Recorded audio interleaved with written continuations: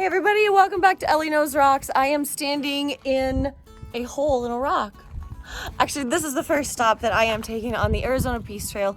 Dan and I are mapping out the first half of the Peace Trail for a very exciting next part of my adventure that I will let you guys know about soon enough.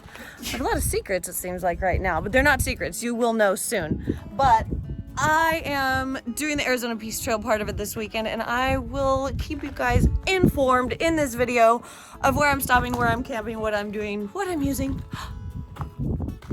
Damn. My boyfriend's busy. So, thank you guys so much for being part of my adventure, and let's go see what we find.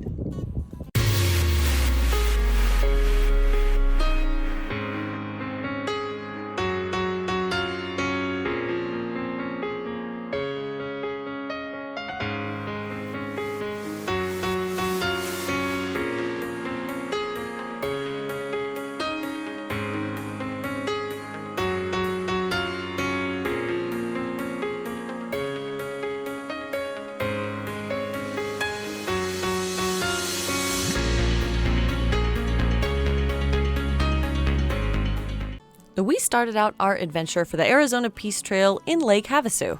Since I have a house there, it was the easiest location for us to call home base and park all our crap at.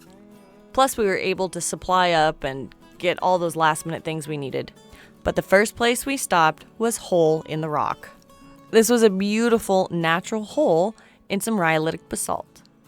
And the views staring back right outside of Havasu were amazing. If I could just hold the camera still. I love natural geologic features. They're like picture frames. This is a giant bunch of rhyolitic basalt. This huge dome. That was probably a little bit of a miniature lava tube, and that's or a big gas bubble that got released as soon as all of this started to solidify. And that's generally how you get big old holes with a supported ceiling in rocks like this. Oh yeah, this was for sure an awesome location. Definitely a must stop on the Arizona Peace Trail. And it's right next to the I-40. As you can see from the parking from the trail, walking the little teeny tiny footpath, it's a piece of cake. People have also put up memorials for different people about four-wheeling, loving the Peace Trail, and adventuring outdoors. Hopefully somebody will do that for me someday. Now our next stop that we had planned was to go to a place called the Brick Maker, which apparently was a guy who stayed out in the desert in the 70s and used to make straw bricks or adobe brick houses just for himself. It's one of the detours on the Arizona Peace Trail. In fact, there are a lot of detours on the Arizona Peace Trail. You can turn over a 600-mile trail into an 800-plus mile trail if you take even half of the detours. So anything abandoned or abandoned mine related, I'm totally for. Oh, wow, cool! Whoa, cool! Look at little bricks. It's a little fireplace. I'm making adobe bricks. Some people put yucky things in it. But how cute is that? I think people, they brought stuff out here just to set up the little house. I don't think so.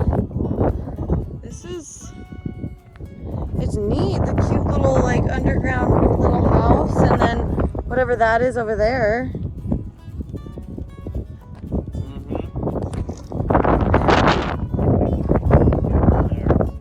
Yeah. This is really neat. Built up. All little things. You gotta show me so I can get in the house. What a place to build a little house.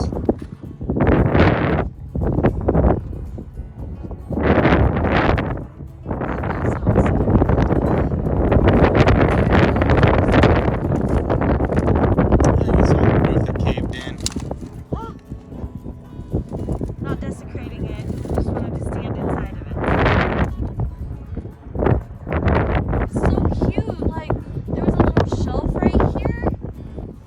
I feel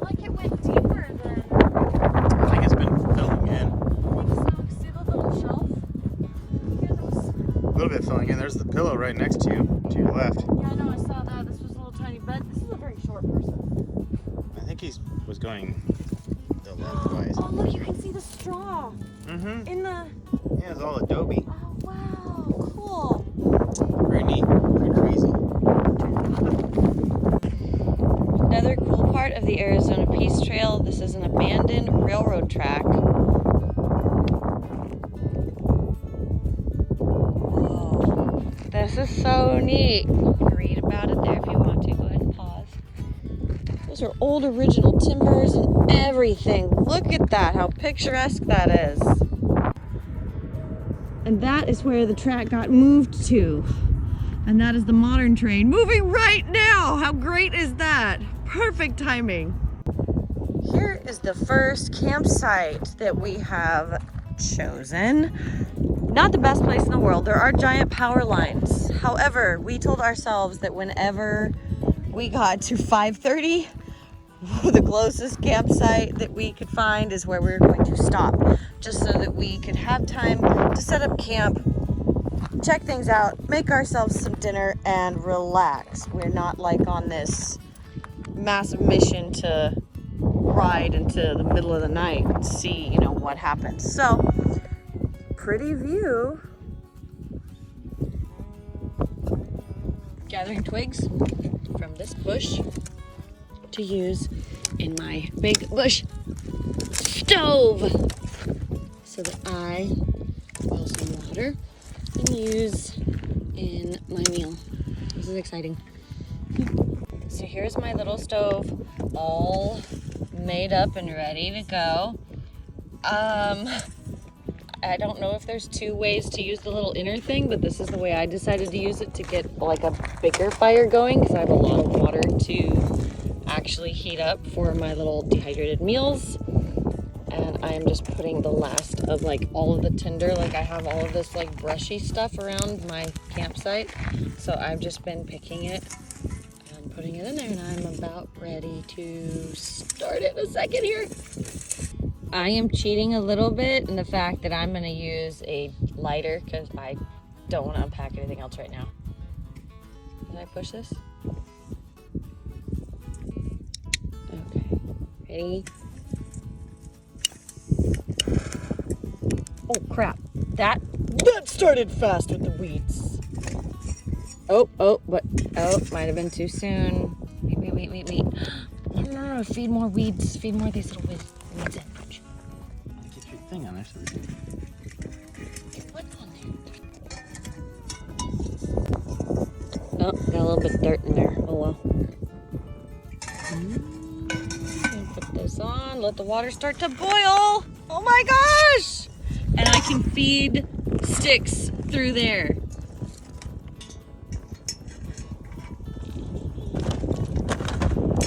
Oops, well, apparently I'm not good at this, but how cute is that?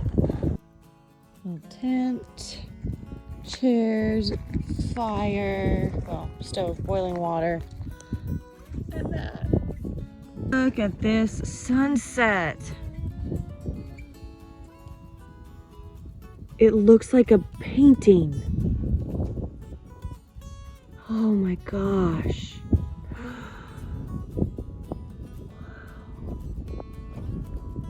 So we stayed the night just outside of Bullhead in the desert, along the power lines. And then in the morning, we decided to take the detour to Oatman, Arizona, where apparently their mayor is an actual donkey, which I found hilarious. There were mines that were along the way that said keep out, so I couldn't go chase them down. And beautiful rocks everywhere. In case you're curious, the map we're using is on our Garmin, with the Arizona Peace Trail mapped out. I'd never been to the town of Oatman before, so I was pretty excited. The old mines and the old mine tailings everywhere was pretty interesting to see. But most of these areas did say private property or abandoned mine lands, keep out, so I wasn't going to go and snoop around. So we just took our time driving slowly through the town. It was kind of like stepping back into history. Oatman is located in the Black Mountains. It began as a small mining camp where two prospectors struck a $10 million gold find in 1915. And although Oatman had already been settled many years ago, Oatman's population grew to more than 3,500 people in over a year. Although Oatman's history is short, it's quite interesting.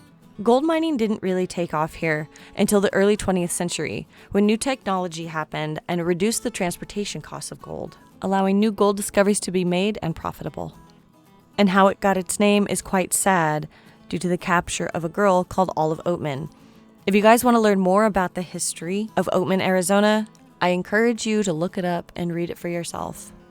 Oh yeah, I'm going to check out some old mines up on top of the hill. Again, what's a trip without a great detour? Walking to two, hopefully adits, but they're probably shafts.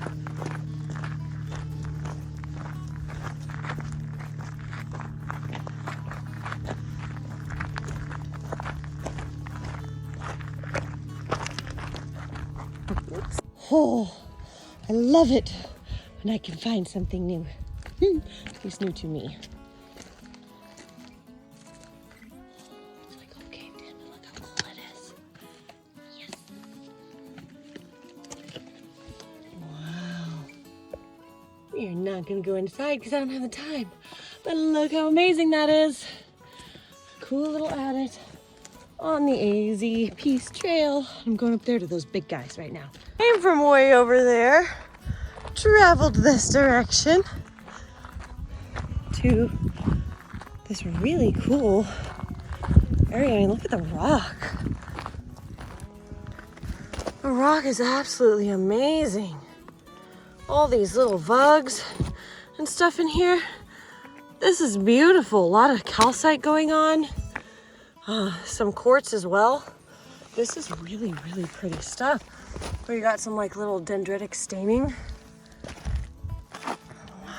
Out. Oh wow. Oh, it just stops, yeah? Oh, that is quite the pack rat nest. Holy cow.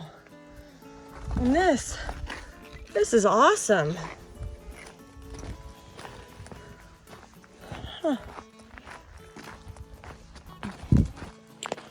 All right, so we're grabbing a rock and whoa, wait. Go.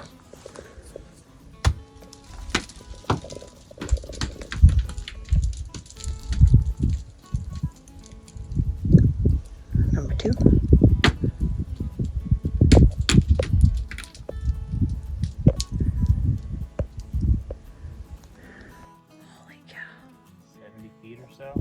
At the least.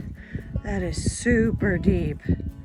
Like you come walking up on this and you're like, oh, it's really scary. And then you look inside, you're like, Super dangerous. Very dangerous. They should have a fence up around this for sure. Wow, that is amazing. Holy cow, how cool. What a place to go rock hounding. Look at all of these beautiful clusters of quartz crystals. These can be very, very easily cleaned up with some iron out and maybe even just some soap and water, but look how cute these little bugs are. All of these little rosettes of perfectly terminated quartz crystals. This very, very, very, very vuggy quartz has just enormous amounts, and there are piles of these all over the place. This is an excellent, excellent area to go rock hounding on the Arizona Peace Trail, if you like quartz crystals. Next time on Elley Knows Rocks, we find the famous Braun underwear tree on the Arizona Peace Trail, the amazing Gold King Mine Mansion, definitely going back here to shoot, the beautiful Boreana Mine, one of Arizona's leading tungsten mines in World War I and II, plus a giant goldfish pond. It was so cute. Some really rough, narrow terrain, a random concrete abandoned house, plus the absolutely beautiful secret canyon, and so much more.